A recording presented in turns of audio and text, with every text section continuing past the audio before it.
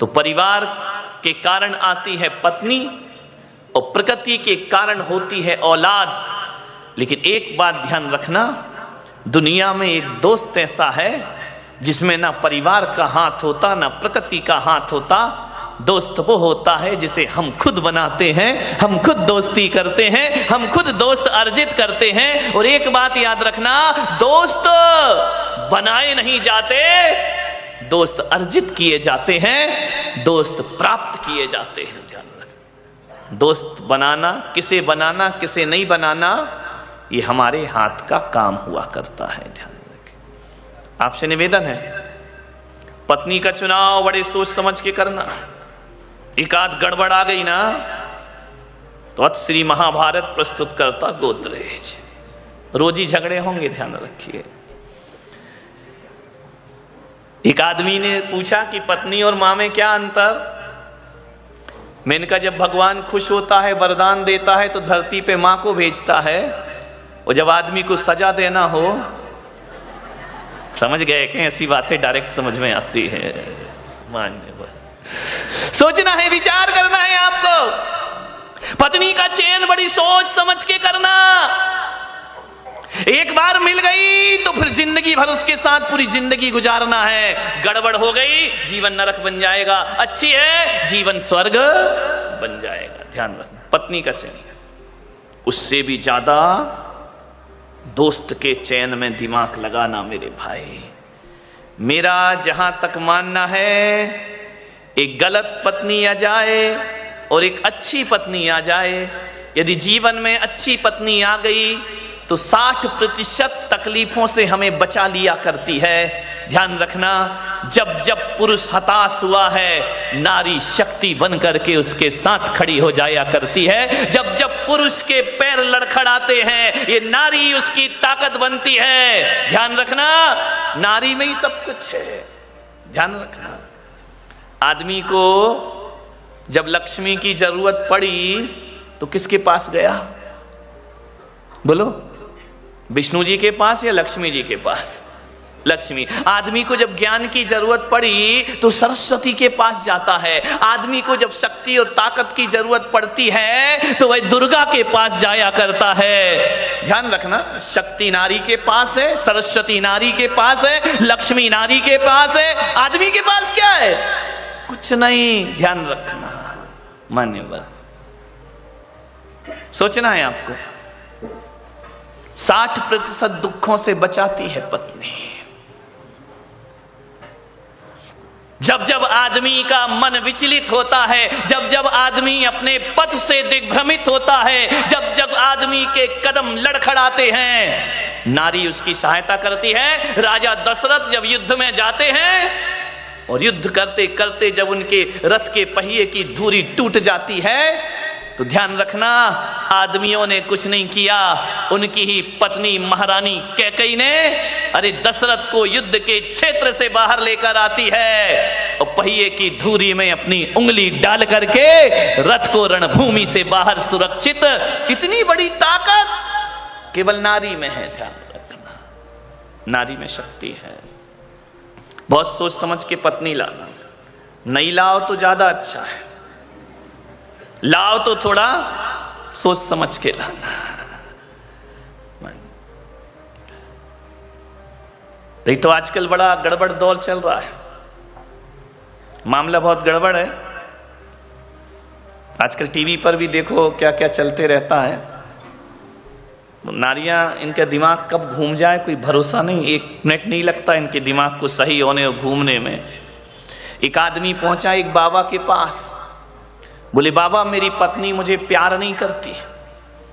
अब देखो किससे पूछ रहा है? बाबा से, जिसकी खुद की पत्नी नहीं है। उससे पूछ रहा कि मेरी पत्नी मुझे प्यार नहीं करती है। बाबा से पूछा कि बाबा मेरी पत्नी मुझसे प्यार नहीं करती है। बाबा भी बड़े महान बाबा थे, उन्होंने कहा कितने साल हो गए? बोले 15 साल हो गए। आज तक पत्नी ने प्यार से 2 शब्द नहीं बोला, आज तक पत्नी मुझे सम्मान की दृष्टि से नहीं देखती है। बाबा ने कहा एक बात बता, तूने कभी पत्नी को तारीफ की है, प्रशंसा की है? बोले क्या मतलब है? बोले नारी को प्रशंसा बहुत पसंद आती है। बोले प्रशंसा तो मैंने आज तक नहीं की है। बोले जब तूने आज तक प्रशंसा नहीं की है तो बता तेरी पत्नी तुझे प्यार कैसे करेगी? बोले आज जाऊंगा मैं, प्रशंसा जरूर करूंगा। घर पहुंचा, जैसे ही घर पहुंचा तो जैसे ही खाने के लिए बैठा तो पराठे खा रहा था, पराठे तोड़ करके उसने बाबा की बात याद आई। उसने कहा यार पत्नी की प्रशंसा करो, पत्नी खुश हो जाएगी। जैसे ही पहला गिलास तोड़ा, मुंह में लिया, बोले मजा आ गया, आज तूने क्या पराठे बनाए हैं, क्या स्वादिष्ट पराठे बनाए हैं। पत्नी ने ऊपर से नीचे तक देखा कि ये कह रहा पराठे बहुत स्वादिष्ट हैं। उसने उठाया बेलन और 2 जमाए। बोले क्या हुआ? मैं तारीफ कर रहा हूं, ये पीठ काय को रही है? बोले 15 साल से मैं पराठे बना रही, तुझे पसंद नहीं आए, आज पड़ोसिन से मांग के लाई।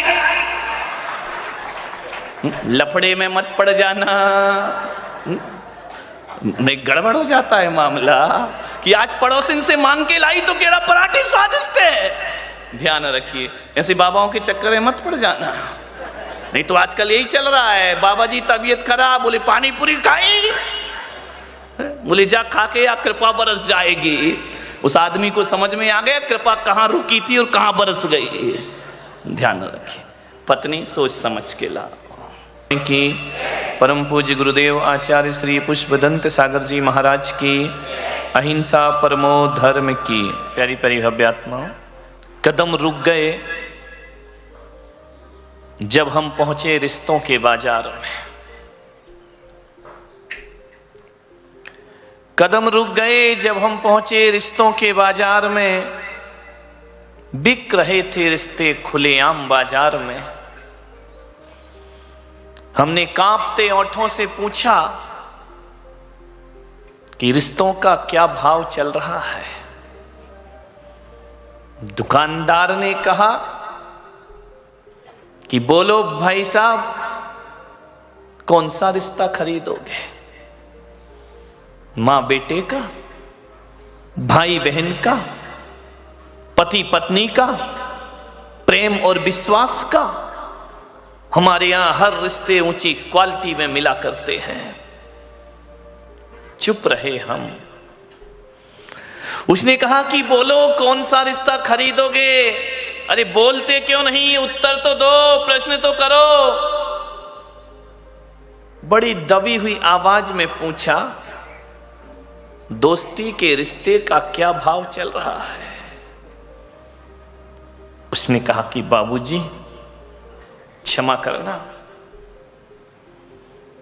सारा संसार इसी रिश्ते पर टिका हुआ है। सारे रिश्ते बिक जाएं तो बिक जाएं, पर दोस्ती का रिश्ता कभी बिका नहीं करता है।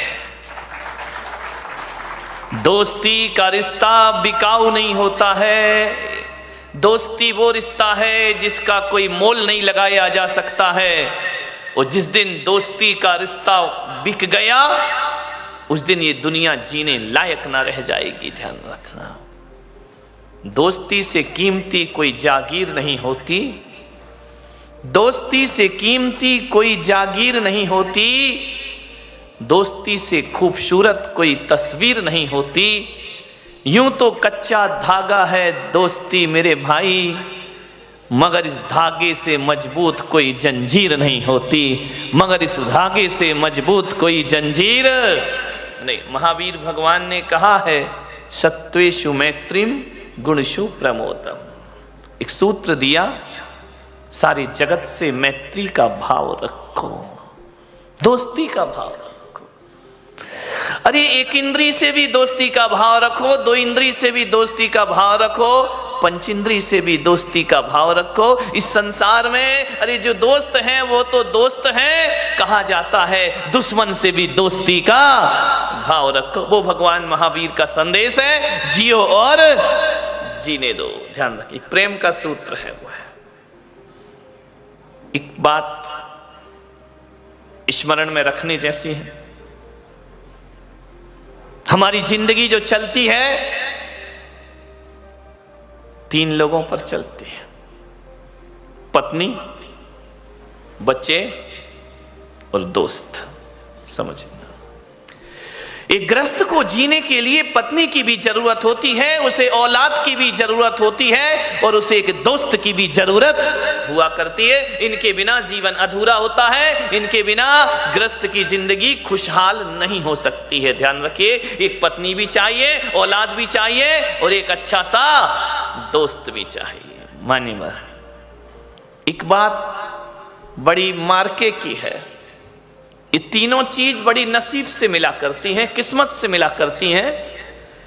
मुझे नहीं मिले तो मत समझना मैं बदकिस्मत हूं, मेरा रास्ता अलग है, मैं तुम्हारी बात कर रहा हूं। पत्नी भी नसीब से मिलती है, औलाद भी नसीब से मिलती है, दोस्त भी नसीब से मिला करते हैं, किस्मत से दोस्त मिला करते हैं जिंदगी में। और अच्छे दोस्त तो बहुत बड़ी किस्मत से मिला करते हैं। दोस्त तो दुनिया में हजारों होते हैं, अच्छे दोस्त तो 2-4 ही हुआ करते हैं जो हमारी जिंदगी में हमारा साथ निभाए। एक बात है लेकिन इसमें, पत्नी के लाने में परिवार का हाथ होता है।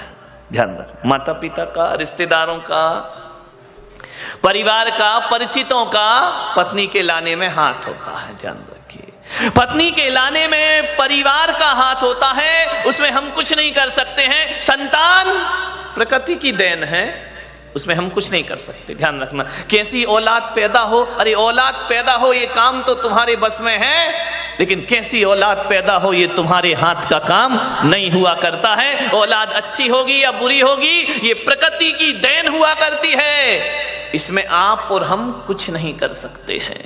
ध्यान दो।